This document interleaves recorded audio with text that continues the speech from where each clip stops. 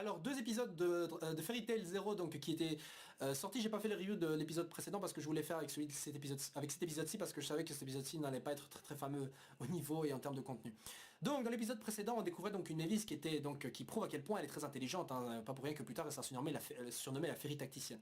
Avec un Yuri donc qui recherche avec ses compagnons de la jade de Tenro, puisque justement ceux-ci sont des chasseurs de trésors. Et c'est un truc justement que je trouvais ça cool parce que justement le concept de chasseur de trésors a été introduit dans l'arc du village des géants.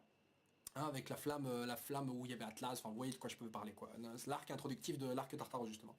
Et on avait vu que c'était la guilde de Sylph Labyrinthe, un truc comme ça, Sylph Labyrinthe, les trois Gugus là qui utilisaient des objets magiques là et qui voulaient justement voler la flamme sacrée ou je sais plus tellement quoi, enfin soit qui avait amené les gouttes de lune pour enlever la glace qu'avait posé Silver. Et donc c'est un concept donc, qui maintenant il a été réutilisé et on voit bien que justement les pères fondateurs de Fairy Tail c'était des chasseurs de trésors. Et ça c'est une bonne chose, et pas des mages. Et ça c'est justement un détail qui change beaucoup de choses. Parce que justement on voit bien que clairement ils ne sont pas capables d'utiliser la magie. On verra bien, enfin vous verrez bien plutôt comment ils vont apprendre ça. Donc Mavis justement cherche à protéger la jade de Tenro, mais avec un petit jeu qui exploite un peu l'intelligence des participants. D'ailleurs moi-même j'ai été surpris, hein. Franchement je voyais pas du tout comment elle aurait pu gagner ça en un tour, son petit jeu où elle devait dire une vérité, machin sur l'autre, blabla, enfin soit. Au final donc Mavis remporte la victoire, mais le problème c'est qu'il y avait Warrod et Purito qui étaient sur l'île déjà en train de fouiller et ils ont remarqué que la jade avait déjà disparu. La jade de Tenro qui est le trésor de l'île et tout. D'ailleurs c'est pour ça que je trouvais ça bizarre que Mavis ne s'est même pas rendu compte qu'elle est disparue, une remarque qui a été soulevée justement dans l'animé. Enfin, c'était vraiment très con parce qu'elle est là, je vous laisserai jamais l'emporter là. Et là elle dit, est-ce que tu sais où est la jade de Tenro? Oui je sais, on y va voir. Ah bah non ils l'ont volé. Bah, je veux dire c'est le trésor sacré de ton île, putain tu sais même pas depuis quand ils l'ont volé quoi, ça aurait pu se produire il y a 2 jours ou il y a 1 an, je veux dire elle ne savait pas du tout, je trouvais ça très con personnellement mais soit. Et donc pour récupérer la jade de Tenro, Mavis va donc s'allier à Purito, Warrod et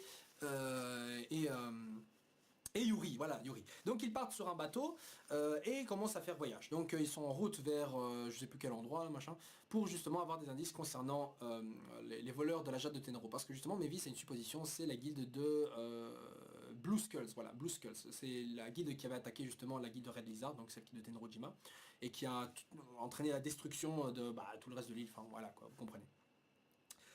Et donc l'épisode de cette semaine-ci, je m'attendais peut-être à je sais pas, c'est un hors-série, ça c'est clair et net, c'est un hors-série parce que c'est pas dans les scans. C'est donc un épisode d'une aventure sous-marine avec Mavis qui veut donc se rendre utile et qui va visiter un temple sous-marin. Au final ils vont devoir affronter un gros poisson et ils ressortent donc du temple en ayant chopé des petits trésors, des couronnes, histoire de financer un peu leur voyage. Bon, alors en soi, ces péripéties sont un peu inutiles, inintéressantes et assez relou au possible. On voit même Mavis qui a réutilisé le même maillot de bain. Enfin, c'est plutôt l'inverse, c'est plutôt que Mavis, quand elle était à Rio Zetsuland, vous savez, dans les bains là, que Natsu a détruit plus tard, bah, elle porte le même maillot de bain que là, enfin à quelques différences près, mais c'est même le délire. C'est Mashima qui aime bien me mettre excusez-moi, qui aime bien mettre un maillot de bain à rayures horizontales à Mavis. Voilà, vous allez me dire, Gonzalo, t'arrives à relever ce genre de détails, toi? Non, c'est inintéressant, mais il fallait bien dire quelque chose de cet épisode-ci parce que personnellement, je le trouvais chiant.